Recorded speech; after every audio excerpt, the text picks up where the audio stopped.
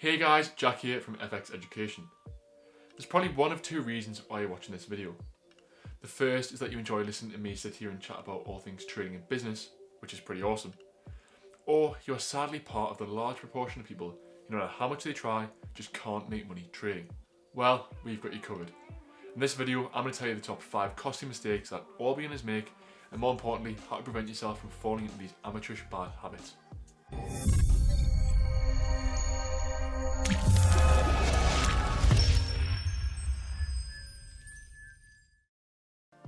Everyone was a beginner when they first started trading, and the harsh reality is no matter how much you listen to educators and mentors, you'll always find yourself making mistakes. And you know what? That's fine, it's all part of the journey. It is how you develop and learn from those mistakes that is important. My idea I had when I was planning this video was to try and prevent you from making the really obvious mistakes that I see being made time and time again from beginners. So grab a notepad and let's get down to business. The first mistake is not treating your trading like a business.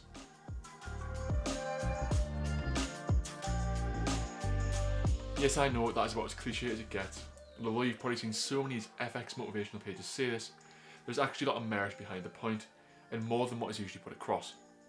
It doesn't mean you need to trade whilst wearing a suit or add entrepreneur into your Instagram bio. It just means you need to have an actual plan. It's pretty certain that poor preparation leads to poor performance in all aspects of life. Think about the last time you went on a trip out in the car to somewhere you didn't know. I imagine you didn't just drive in the general direction of the place you want to go. You'll have used a sat-nav or a map if you're a dinosaur and planned your route to make sure you followed the right steps to actually get to the end destination the most efficient way. To make your life so much easier on planning your journey, I've taken one for the team and made an awesome trading plan template which you can download and use for free from the link in the description box. This will allow you to plan everything and make sure you're building the right foundations before you just run blindly into the market without any game plan. It is also worth ensuring that when you're using this plan, use the SMART target setting technique to ensure that your targets are specific, measurable, attainable, relevant, and time constrained to make sure that you're always heading in the right direction with your journey. Without this, you'll probably end up burning through a lot of cash and a lot of your time. The second mistake is measuring your trading performance in pips and not percentages.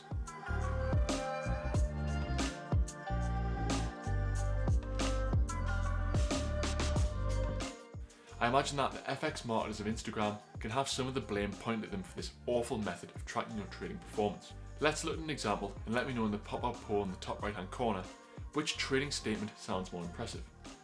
Statement 1.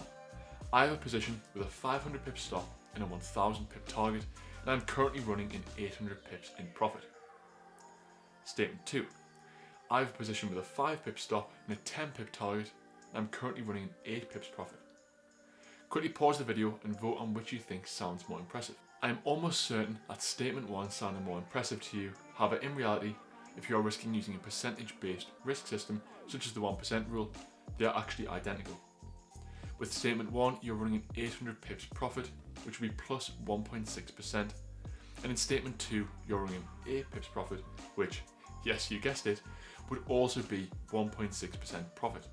This mistake is super easy to rectify. When you're journaling, just be sure to record your trade in percentages and don't get sucked into the classic "I make 3,000 pips a month" lifestyle.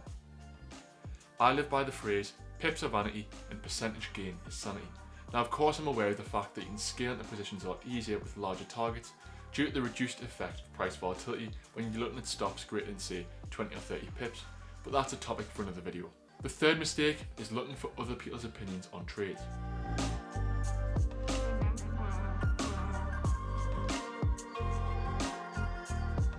If you feel the need to consult with 5 of your trading friends before taking each of your positions, then I can guarantee you'll fail in the long run.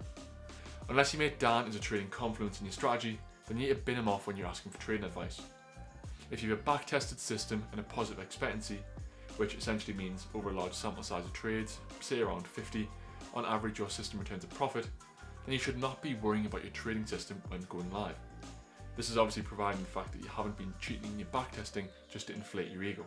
This being said, when you're first starting out and whilst you're taking your first steps into trading, it can be worth getting some advice from someone who actually knows what they're talking about, and preferably someone who you know has actually made money trading and who uses a good trading system. The fourth mistake is beginners presuming that they will be able to make money when trading.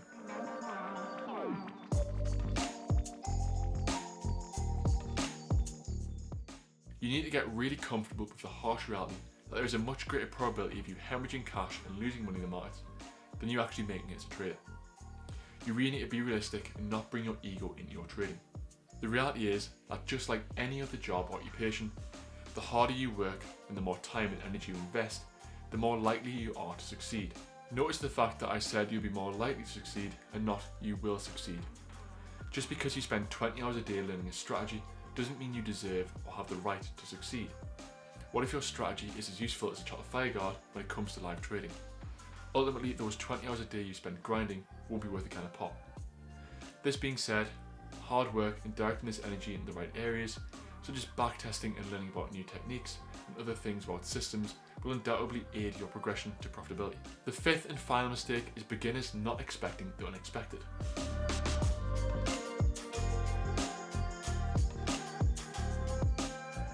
How many times have you heard or even said yourself, this pair is 100% going to fly up, only to see it do the direct opposite?